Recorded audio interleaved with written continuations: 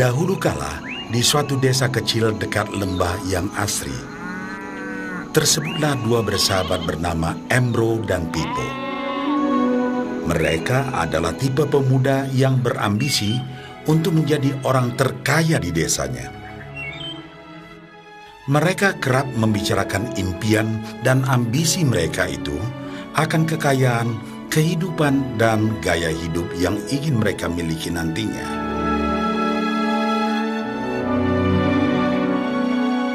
Mereka tidak takut untuk bekerja keras, hanya saja mereka masih belum mendapatkan kesempatan untuk dapat mewujudkan cita-cita mereka. Tanpa putus asa, mereka terus mencari dan mencoba gagasan-gagasan baru untuk mendapatkan kesempatan tersebut.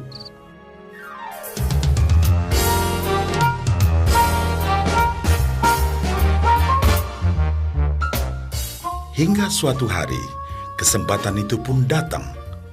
Desa mereka membutuhkan lebih banyak air. Oleh karena itu, kepala desa mempekerjakan Embro dan Pipo untuk mengambil air dari mata air di gunung untuk dibawa ke tempat penampungan di desa. Mereka akan dibayar sesuai dengan banyaknya air yang dapat mereka bawa. Maka mereka berdua pun menyambut dengan baik kesempatan ini. Embro dan Pipo pun segera melaksanakan pekerjaan tersebut dengan bersemangat. Setiap hari, sejak pagi hingga sore, mereka bergegas menuju mata air dengan membawa ember masing-masing. Mereka bekerja keras untuk membawa air sebanyak mungkin ke tempat penampungan air di desa.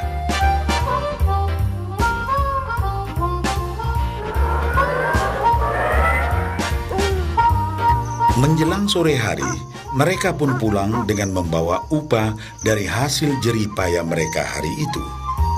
Embro merasa puas sekali dengan pekerjaannya itu dan besarnya upah yang ia dapatkan. Dia yakin bahwa dengan pekerjaannya ini, ia bisa segera mewujudkan cita-citanya. Bahkan untuk menambah penghasilannya, Embro membuat ember yang lebih besar agar dapat lebih banyak membawa air. Embro yakin dengan penghasilannya sebesar itu, tak lama lagi ia bisa segera membeli sapi dan memiliki gubuk baru yang ia idam-idamkan.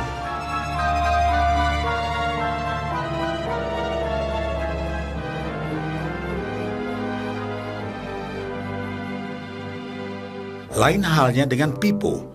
Dia merasa tidak nyaman dengan cara yang mereka lakukan itu. Ia mencari cara yang lebih nyaman untuk mendapatkan lebih banyak uang. Suatu hari, Pipo mendapat sebuah gagasan.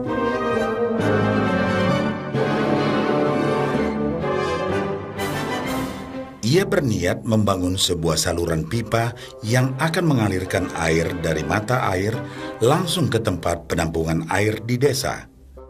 Dengan saluran pipa tersebut, ia akan mendapat lebih banyak air tanpa perlu lagi membawa ember ke mata air.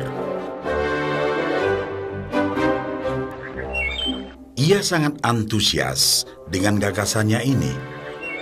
Pipo pun mulai menceritakan gagasannya ini kepada Embro dan mengajaknya bekerja sama. Tetapi Embro tidak sependapat.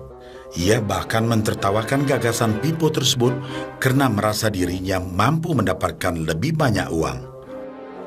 Embro pun lebih sering lagi mengambil air dengan ember dan bahkan menggunakan ember yang lebih besar agar dapat membawa lebih banyak air ke desanya. Dengan cara ini, Embro yakin penghasilannya akan meningkat.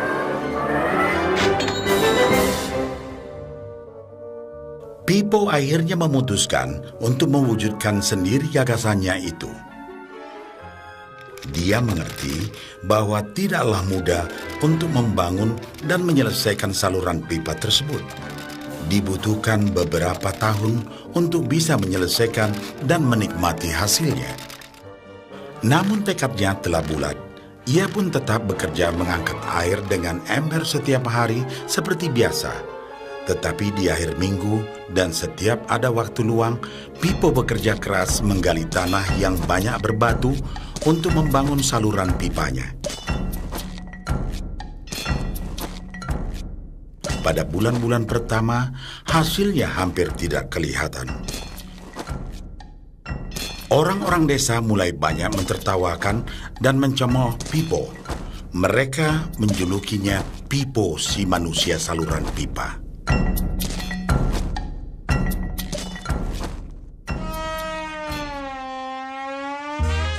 Sementara itu, penghasilan Embro telah meningkat 2 kali lipat. Ia sudah berhasil membeli sapi dan memiliki gubuk baru yang lebih besar. Gaya hidupnya pun sudah mulai berubah.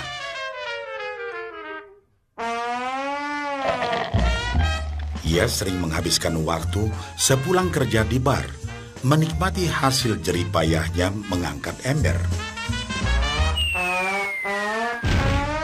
Namun, tanpa disadari, badan Embro kini mulai jadi bungkuk karena begitu beratnya ia harus mengangkat ember besar setiap hari. Raut mukanya pun terlihat kelelahan.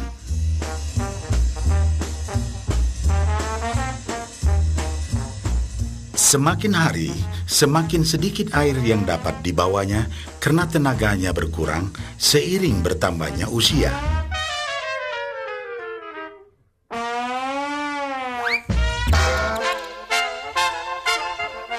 Bulan berganti bulan, tahun berganti tahun. Dan akhirnya, Pipo berhasil menyelesaikan saluran pipanya.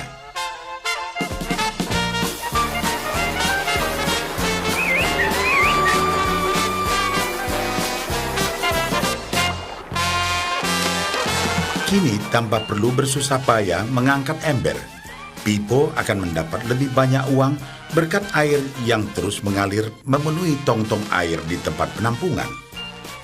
Air terus mengalir tanpa henti, bahkan saat ia tidur, makan, ataupun saat pergi berlibur.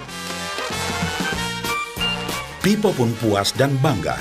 Berkat tekad dan kerja keras, kini penghasilannya pun mengalir tiada henti, seiring aliran air di saluran pipanya.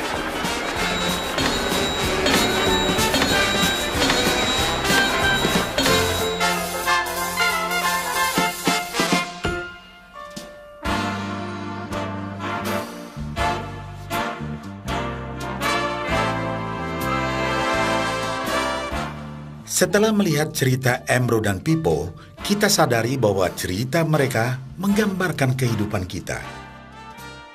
Pekerjaan yang dilakukan mereka melambangkan apa yang dilakukan kebanyakan orang dalam mendapatkan penghasilan. Embro mendapatkan penghasilannya dengan cara menggunakan ember. Ia harus pulang pergi mengisi embernya dari mata air ke desa untuk ditukarkan dengan uang. Untuk meningkatkan penghasilan, yang dilakukan Embro adalah dengan cara lebih rajin pergi ke mata air dan juga memperbesar ukuran embernya. Dalam kehidupan yang nyata, sangatlah normal kalau kita ingin meningkatkan penghasilan, kita harus bekerja lebih keras. Misalnya, dengan bekerja lembur atau mungkin mendapatkan pekerjaan tambahan.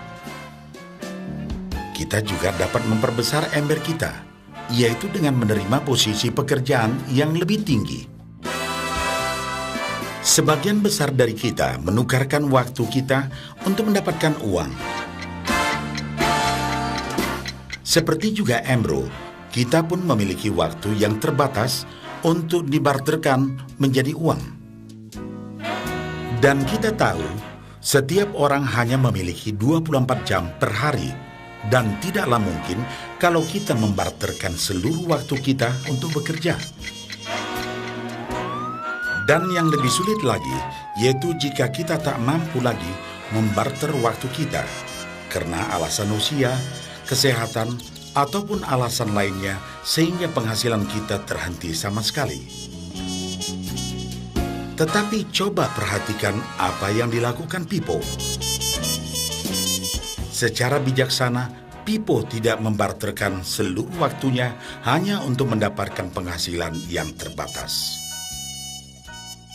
Tetapi dia menggunakan sebagian waktu yang dimilikinya untuk membangun saluran pipa, karena dia tahu bahwa saluran pipa ini akan mendatangkan penghasilan yang berkesinambungan tanpa dia harus membarterkan seluruh waktunya.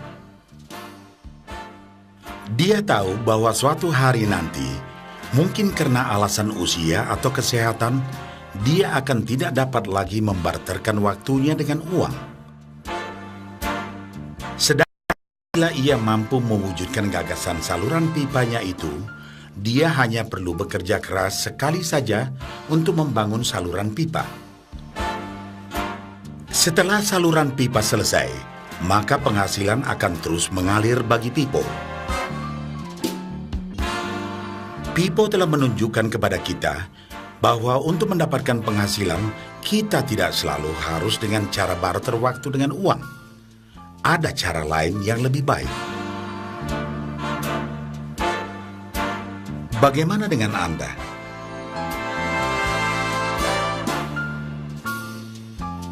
Apakah Anda masih seperti Embro yang membarterkan waktu Anda untuk mendapatkan penghasilan? Atau Anda ingin mengikuti jejak Pipo dengan mulai membangun saluran pipa untuk mendapatkan penghasilan yang berkesinambungan?